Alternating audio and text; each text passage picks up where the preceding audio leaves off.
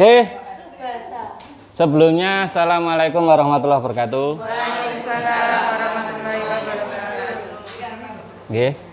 Terima kasih atas waktunya, Usning. Saya dikasih kesempatan untuk di depan sesi ini untuk menyampaikan terkait rencana tindak lanjut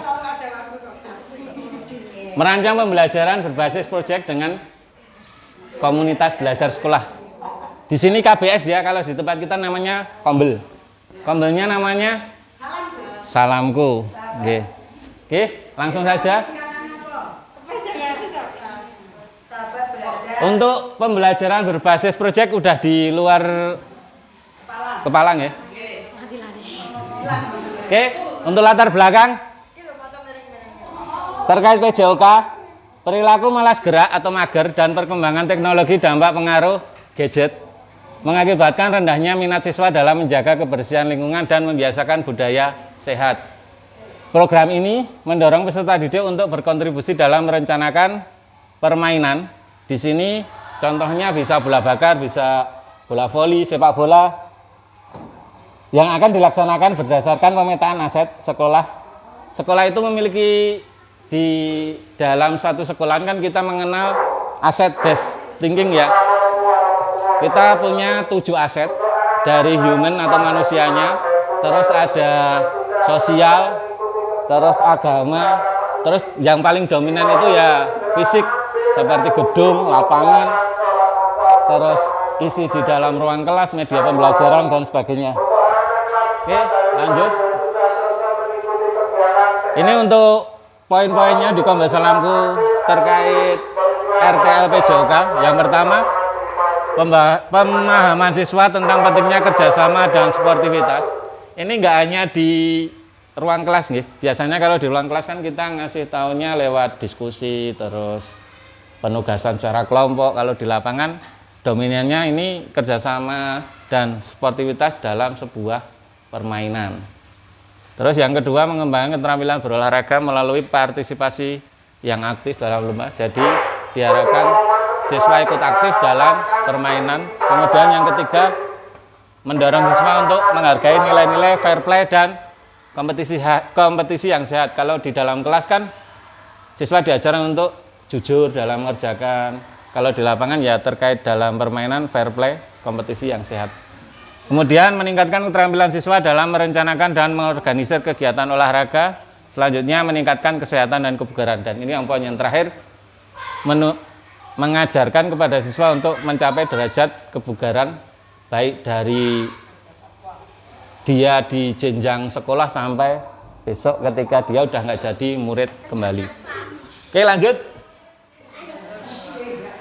Di sini struktur program mitra dalam komunitas belajar.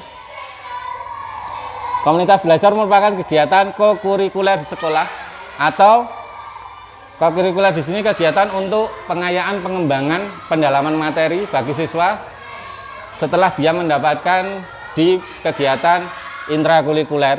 Kemudian yang kedua, pemahaman ke siswa tentang pentingnya kerjasama dan sportivitas. Kita ulang-ulang terus ya, kerjasama, sportivitas dalam permainan. Intinya cuman itu.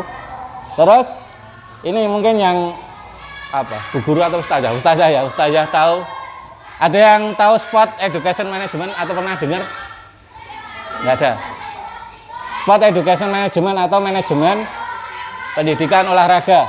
Di sini atau disingkat SEM ya. SEM ini merupakan program yang kemarin disampaikan ketika pertemuan tatap muka. Program pembelajaran di mana dalam suatu kegiatan olahraga semua siswa berpartisipasi aktif, baik mulai dari dia sebagai peserta atau pemainnya, dia bisa jadi wasitnya, dia bisa jadi juri atau yang menilai. Bahkan dari aspek kesehatan pun siswa bisa jadi semacam tim kesehatan kalau di sekolah ya UKS atau PMI itu. Kemudian selanjutnya optimalisasi aset sekolah, baik modal fisik, baik modal manusia seperti SDM, terus mungkin terkait orangnya ya kalau manusia, terus kemudian sosial ini terkait dengan lingkungan di sekitar kita, apakah support atau enggak. Kemudian fisik ini cenderung yang kita orang kebanyakan lihat aset fisik ini seperti bangunan yang dimiliki, terus sarana yang ada di dalam maupun di lapangan.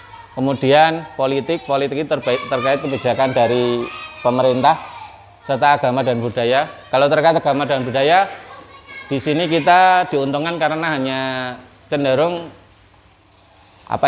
hanya terdiri dari satu agama saja, jadi kita nggak begitu kesulitan terkait penyampaian pembelajaran berdiferensiasi, karena ya kalau di sekolah-sekolah negeri kan ada multi agama.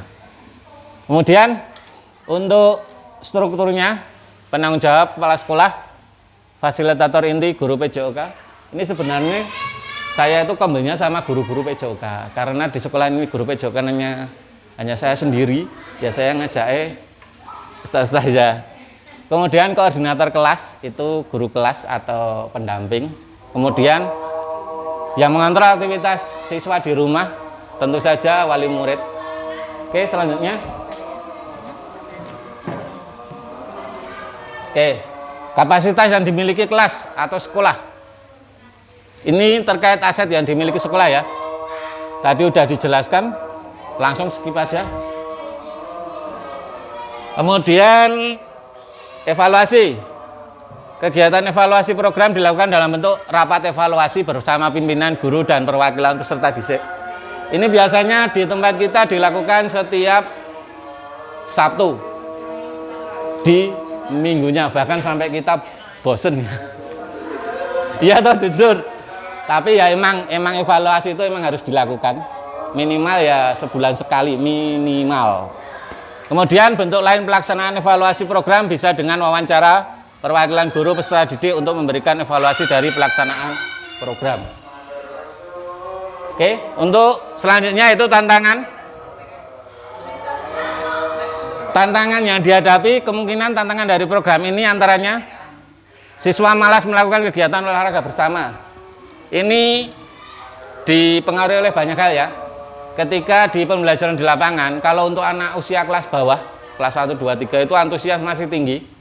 Tapi ketika udah di kelas 4, 5, apalagi 5, 6, itu udah di remaja awal, mereka udah mulai kenal yang namanya skincare, takut panas. Terus biasanya antara siswa perempuan dan laki-laki itu ketika yang perempuan mau praktek itu malu kalau masih ada siswa laki-laki. Ya karena emang itu siklusnya seperti itu. Tapi sebenarnya itu masuk ke dalam masuk ke dalam pembelajaran yang berdiferensiasi itu tadi. Jadi seharusnya antara siswa perempuan dan laki-laki itu harus praktek. Gimana caranya biar mereka mau praktek? Ya biasanya kalau saya yang laki-laki praktek dulu, kemudian yang laki-laki ini udah nggak ada di tempat yang sama, kemudian yang perempuan baru praktek. Itu biasanya yang perempuan baru mau. Tapi ketika masih ada yang laki-laki di situ, mereka cenderung malu. Kemudian faktor eksternal, hujan atau faktor eksternal yang lain. Kemudian selanjutnya guru kesulitan mengontrol aktivitas siswa ketika berada di lingkungan rumahnya. Ini terkait yang aktivitas setelah selesai sekolah. Jadi guru PJOK itu cenderung dia hanya bisa tahu aktivitas anak ketika dia di sekolah. Mungkin 1-2 anak tahu kalau anak ini aktivitasnya sore ikut klub mana, tapi untuk keseluruhan siswa aktivitas di rumahnya seperti apa, itu sulit untuk mengontrolnya. Kemudian untuk solusinya, ini berkolaborasi dengan komunitas belajar sekolah, kemudian mengatur jadwal ulang. Selanjutnya guru melakukan koordinasi dengan wali murid. Ini terkait untuk memantau aktivitas siswa di rumah. Biasanya selain dipantau, nanti siswa juga diarahkan. Misal si A dia ahli di sepak bola, terus bisa dikoordinasikan ke wali murid. Pak, Bu, kalau anaknya itu sebenarnya main bolanya bagus, kalau bisa diikutkan di SSB atau klub.